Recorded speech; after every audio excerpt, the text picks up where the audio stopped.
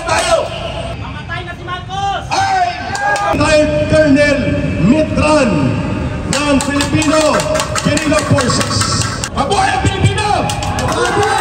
Ako ay Marcos Loyales. I had Duterte.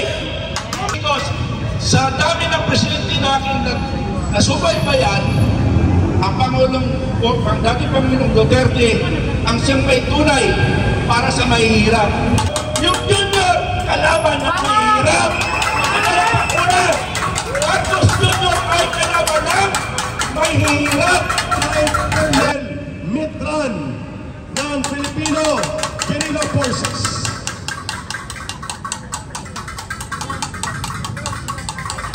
Oh! Mabuhay ang Pilipino! Mabuhay! Mabuhay ang Pilipino! Mabuhay! Mabuhay ang armed forces!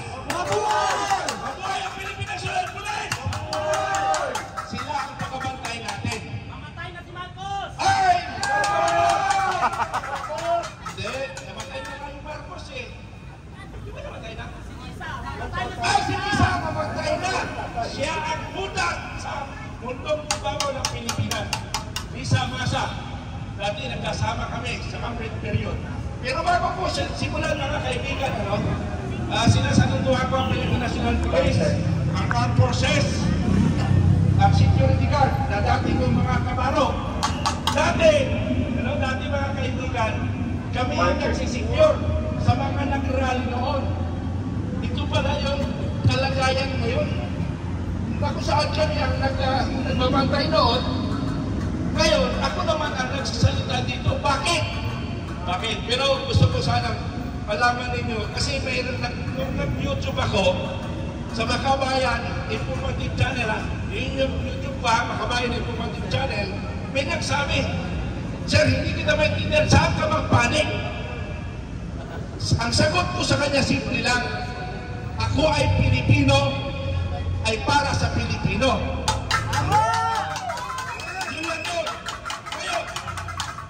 Marcos Loyales, I had Duterte.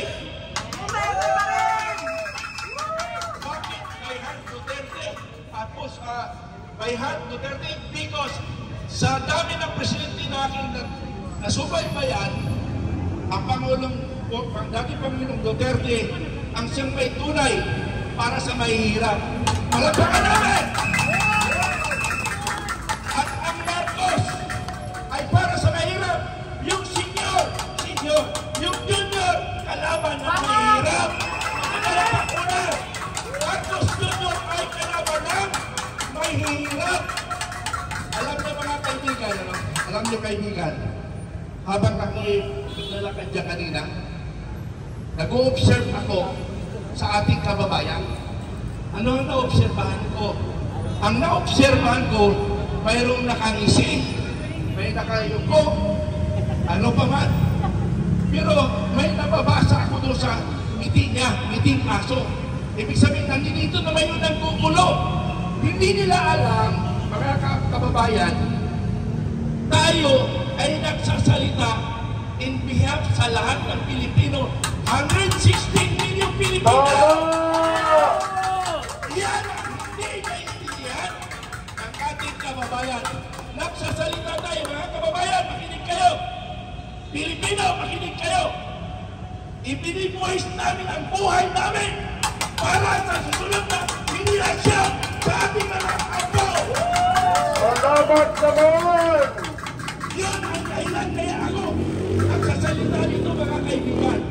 Hindi para sa akin, kasi baka bukas mamatay na ako. Diba? Hindi ba? Mauna mga magnanakaw at sa walang dalambong. Mauna daw ng pinakaw. Pero sabi ng Panginoon, Commander Bugay, Mitran, huwag kang munang pumanaw. Marami ka pang gagampanan sa mundong ibabaw na ito. At ginagawa ko po yun. Ginagawa ko ngayon. Yung aking asawa o aking pamilya, dati kumukontra sila sa akin. Pero dahil kahit anong pigil nila sa akin, yung puso ko, pusong Pilipino, hindi ko kaya na ang kababayan nating Pilipino ay naghihirap at ginagampaslanan ng ating kawalan bayan. Tama! Iyon ang hindi ko kaya.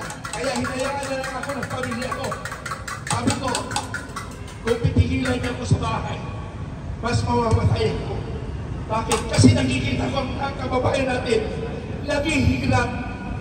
Tingnan niyo mga kababayan, bilyonong pesos, saan napunta? Sa kaban at sa bulsa ng ating magnanakaw Pilipino, Romualdez, First Lady!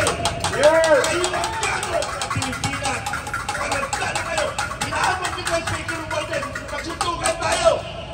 Pero sa labas na conference, sa labas lang ha. Bakit? Eh, pag pumasok ako, nakakonfirm ako nila. Kukulong ako. Pero libre ba yan ito pagkain eh? Libre, sir. Libre. Libre may aircon pa. May aircon pa, oh. Okay.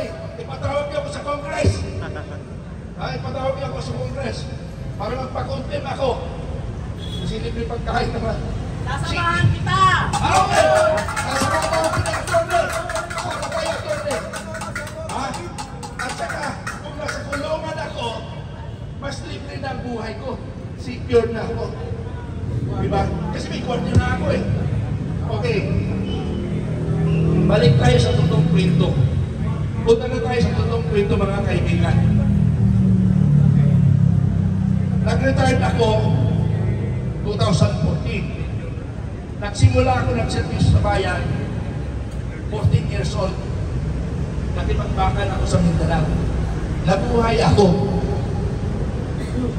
13 anyos ako nag-training ng military basic training. 14 years old, napalaban kami ng 3 araw, 3 gabi, 72 hours, sisiti lang kami, 2 system, ako na isang system doon, at 15 special forces, 17 lang kami, ang kalaban namin ay 400 more or less na rebelde. Walang namatay sa amin, may natamaan lang. Si Dente, si Remito Antonio, at ang mga rebelde, 75 ang namatay sa kanila. At 150 ang mga tamaan sa kanila. Ngayon, bakit ko kinikwento yun? Kasi nagugulat ako ngayon, sa edad ko ngayon, sa panahon ko ngayon, nagugulat ako, bakit hanggang ngayon, nakikialam pa ako sa nangyayari sa bansa na dapat mag-enjoy ako sa aking retirement for 40 years na nagservisyo sa bayan, pero narito pa rin ako, naglilingkod sa taong bayan, kasi nga, hindi ko kaya na ang kababayan natin, niluloko, nilalapastangan. Yun ang hindi ko kaya ako nagpatuloy. So yung mga kaibigan, 2014, nag-retired ako. Nagpahinga ako ng 6 months yata. After 6 months, nag-ROTC, trainers ako, at saka reservists, trainers. Sabi ko, sa Rizal lang naman ito. So, ibig sabihin, yung aking kaalaman, matatalo lang sa Rizal. Nag-isip ako ngayon, before the election, yung Pangulong Marcos, 2022, nag-organize ako ng Vanguard of Democracy, na which is anti-corruption and anti-communism. Anti-corruption and anti-communism, mga kaibigan. So, tinulungan ko ang pagkapanalo ni Bongbong Marcos, mga junior.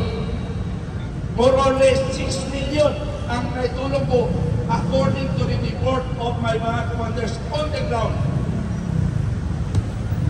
April 9, 2024, nag-declare ako in myself to withdraw my support to Bongbong Marcos.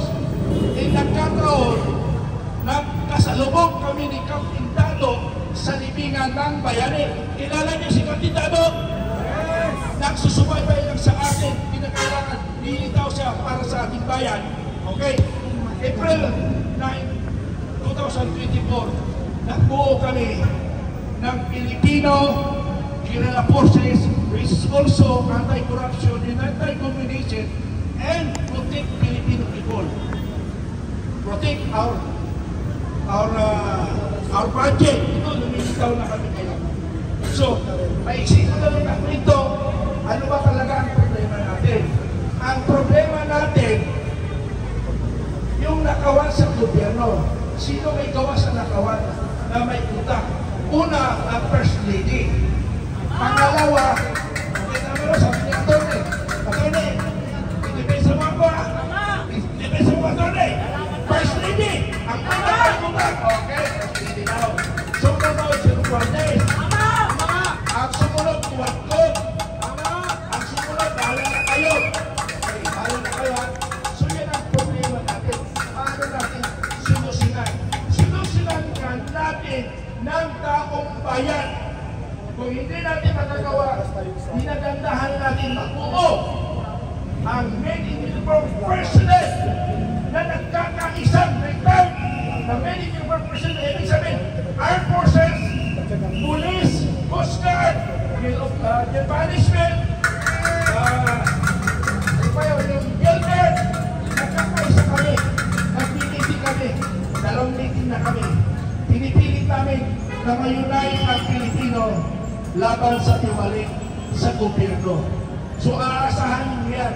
Bantayan nyo. Kung hindi tayo magtagumpay ngayon, kung kayo mag-alala, habang nakubuhay kami ni General Simoy at ang aking ibang kasama dito, hindi kami titigil. Hanggang kami ay may lakas at may buhay para sa taong bayan. Tuloy namin. Maraming salamat. Maraming salamat.